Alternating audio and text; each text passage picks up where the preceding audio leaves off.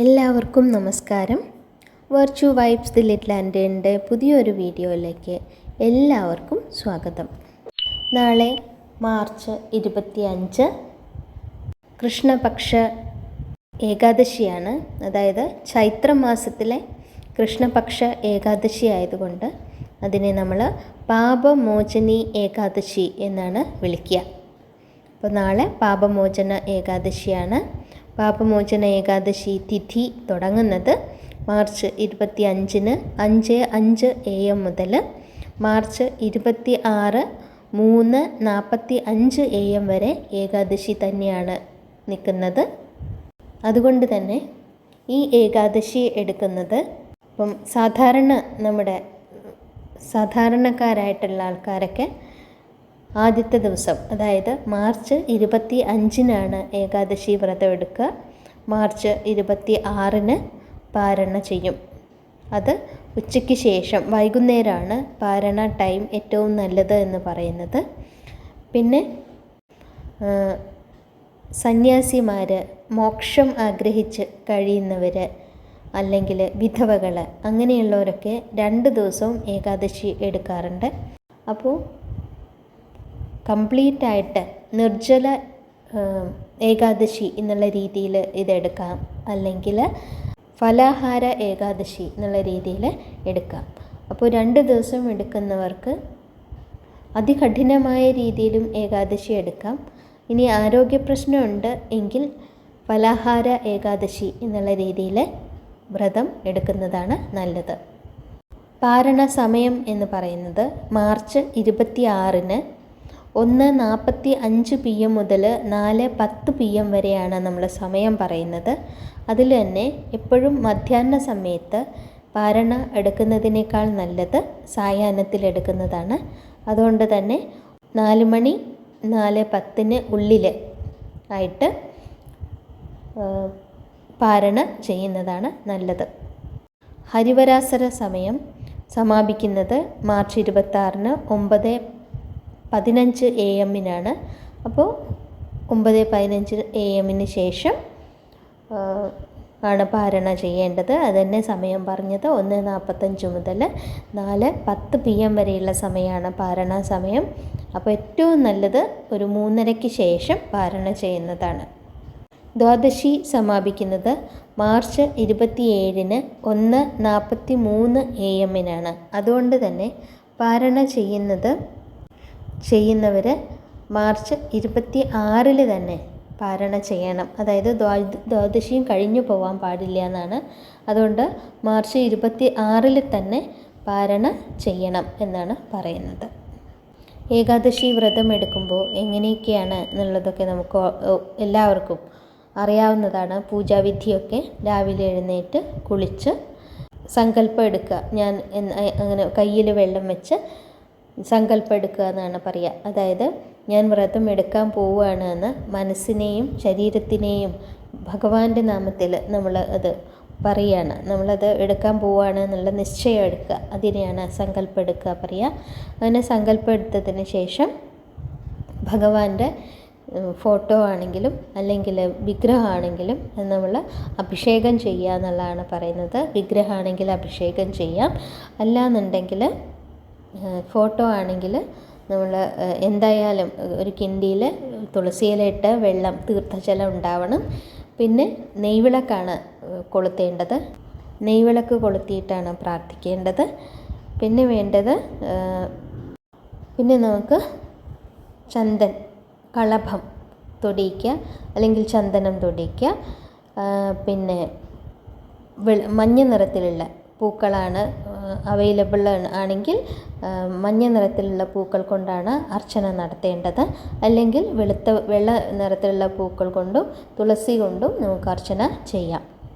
പിന്നെ ഓം നമോ ഭഗവതേ വാസുദേവായ എന്ന മന്ത്രമാണ് നമ്മൾ പൂജ ചെയ്യുമ്പോൾ ചൊല്ലുന്നത് നല്ലത്. ജപിക്കേണ്ടത് ഓം നമോ ഭഗവതേ വാസുദേവായ എന്ന മന്ത്രമാണ്. ധൂപ ദീപ ആരതിയാണ് എടുക്കേണ്ടത്.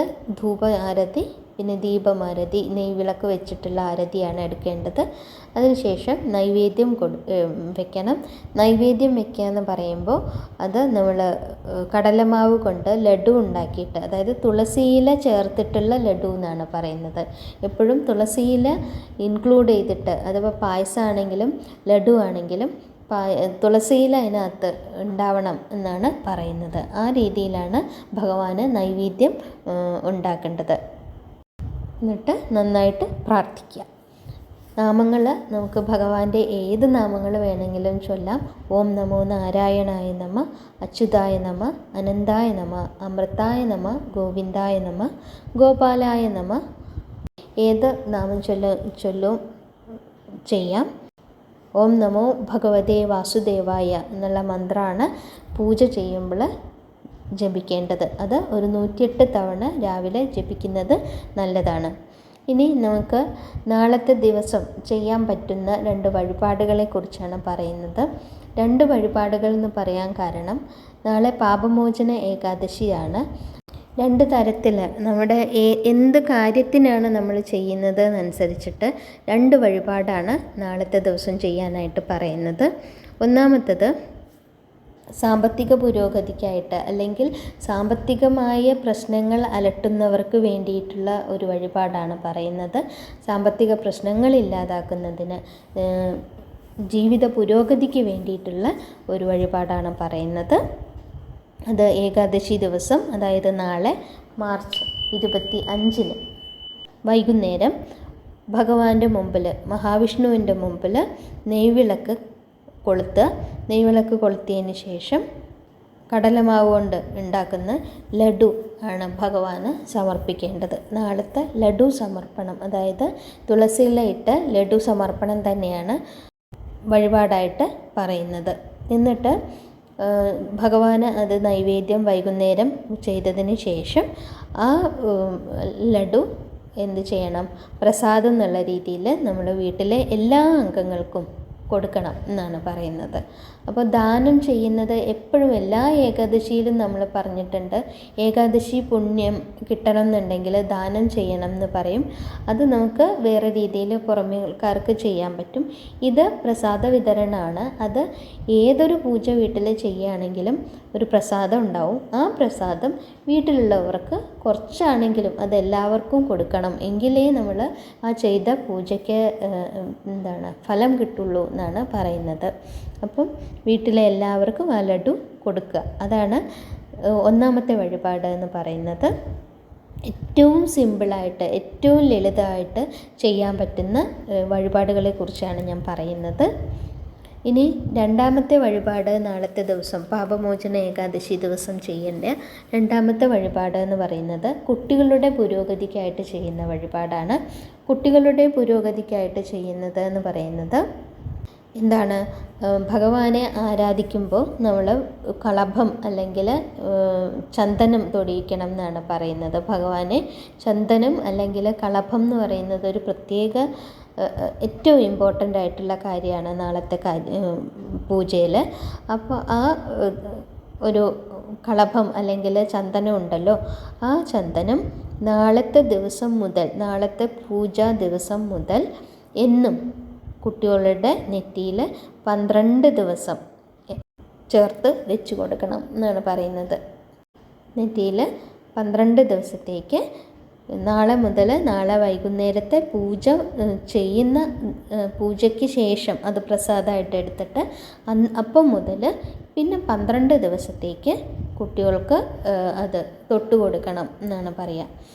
അത് എന്തിനാന്ന് വെച്ചാൽ കുട്ടികൾക്ക് പഠനത്തിൽ ശ്രദ്ധ വരുന്നതിനും കോൺസെൻട്രേഷൻ കൂടുന്നതിന്, ശ്രദ്ധ കേന്ദ്രീകരിക്കുന്നതിന് വേണ്ടിയിട്ട്, കുട്ടിയുടെ എല്ലാ തരത്തിലുള്ള പുരോഗതിക്ക് വേണ്ടിയിട്ട്, പഠന പുരോഗതി മാത്രമല്ല മാനസികമായ പുരോഗതിക്ക് കൂടി വേണ്ടിയിട്ടുള്ള ഒരു വഴിപാടാണ് ഈ പറഞ്ഞത്.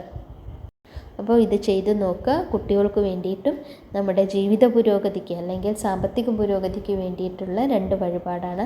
അത് ശരിക്ക് നാളത്തെ പൂജയിൽ വരുന്ന 2 ഇമ്പോർട്ടൻ്റ് ആയിട്ടുള്ള റിച്വലാണ്. അതായത് ഒന്ന് ചന്ദന സമർപ്പണം എന്ന് പറയുന്നത്, അല്ലെങ്കിൽ കളഭ സമർപ്പണം എന്ന് പറയുന്നത്. രണ്ടാമത്തത് നൈവേദ്യ സമർപ്പണം എന്ന് പറയുന്നത്. നൈവേദ്യം നമ്മൾ സാധാരണ എവിടെയൊക്കെ നമ്മൾ പായസം എന്നുള്ള രീതിയിലാണ് ചെയ്യാറ്. അത് ഒന്ന് ലഡു ആക്കിയിട്ട്, ലഡുവിൽ നമ്മുടെ കടലമാവ് വെച്ചിട്ട് ലഡു ഉണ്ടാക്കുമ്പോൾ തുളസി പൂവ്, അതായത് തുളസി ഇല ചേർത്തിട്ടാണ് ലഡു ഉണ്ടാക്കേണ്ടത്. ആ ലഡു ആണ് നമ്മൾ വഴിപാടായിട്ട് കൊടുക്കുന്നത്. അതാണ് പ്രസാദമായിട്ട് എടുത്തിട്ട് നമ്മുടെ പുരോഗതിക്ക് വേണ്ടിയിട്ട് ചെയ്യണം എന്ന് പറഞ്ഞത്. അപ്പോൾ ഈ 2 കാര്യങ്ങൾ തന്നെയാണ് വഴിപാട് എന്ന് പറയുന്നത്. അതുതന്നെയാണ് പൂജാവിധിയിലും പറഞ്ഞിട്ടുള്ളത്. അപ്പോൾ ഇത്രയേ ഉള്ളൂ. ചെയ്തു നോക്കൂ. ഏറ്റവും ലളിതമായ 2 വഴിപാടുകളാണ്. ഈശ്വരൻ നമ്മളോട് എന്നും കൂടെ ഉണ്ടാവുന്നതിന് നമുക്ക് ചെയ്യാൻ പറ്റുന്ന ജപവും മന്ത്രജപവും വഴിപാടുമാണ് പറഞ്ഞു തന്നത്.